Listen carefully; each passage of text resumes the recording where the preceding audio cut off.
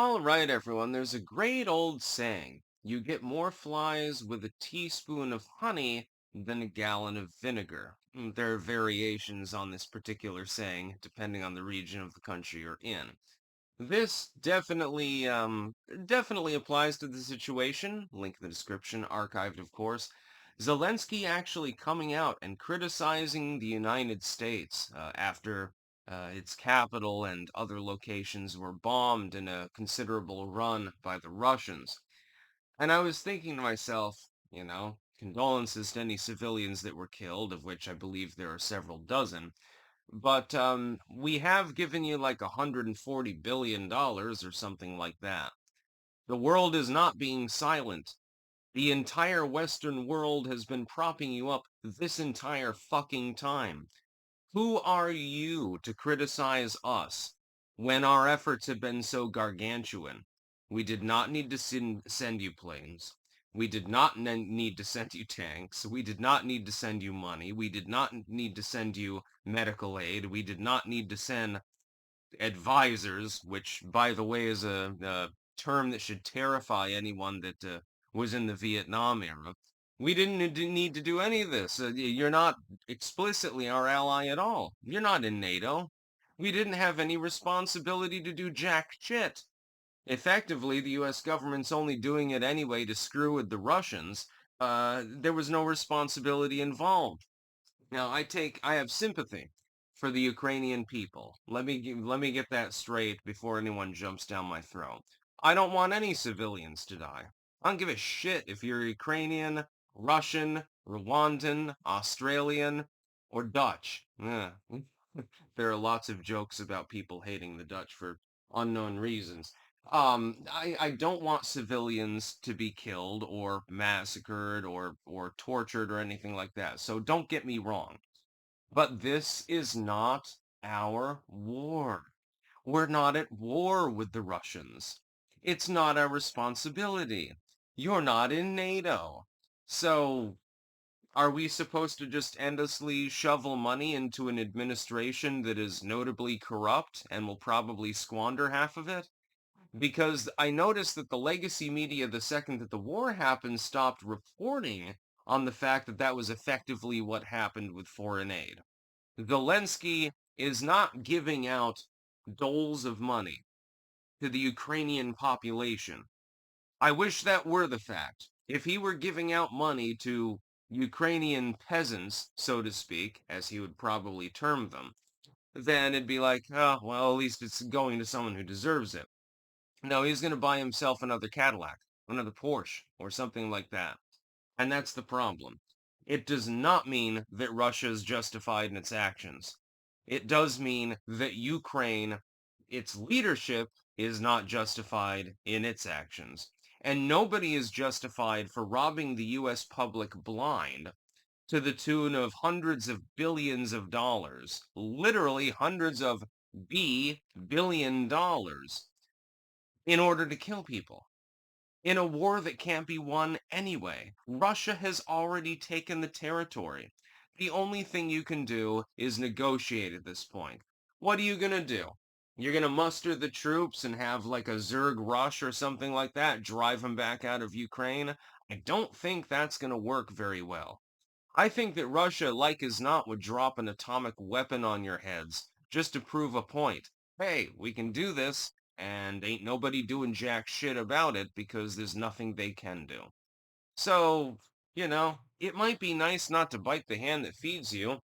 You can show a little bit of respect to the United States.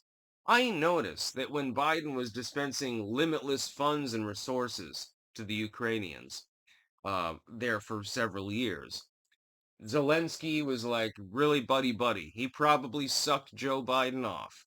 The second that Trump takes control and he says, well, aid can continue to be given, but it's be conditional. There's a limited amount we can do. And we've got to think of ourselves first because, hey, I'm the chief executive. I represent my nation. I don't represent Ukraine. We'll try to have your back, but we've got to get our shit in order here. Otherwise, we'll be weakened and we won't be able to have your back at all. All of a sudden, Zelensky turns around, and starts criticizing you, say, well, you're being silent on this attack. Silent? It's all over the news, my dude. Nobody's abandoning your country. You seem to be doing fairly well on your own anyway, against a much, much larger foe with much more manpower and much more firepower. You do not need to be pro-Russia in order to understand why another country would want to take a step back. Well, you seem to be doing well. We're running low on ammo ourselves, so we might want to fortify our own position, because if we don't fortify our own position, get fucked in the ass, we're not going to be able to help you in any way at all. This is charity starts at home, in other words. And this should be our public policy with regards to warfare and diplomacy in general and so forth. If we rebuild the United States and we make it strong, strong military, strong economy, fortify the border, etc. If we do all of these things, if we're in a better position in all of those areas, we can help our friends more. It will be cheaper, it'll be easier, and in some cases, we'll actually be able to do it. We're getting to the point where we're supporting too many other countries and we're not capable of continuing to do so.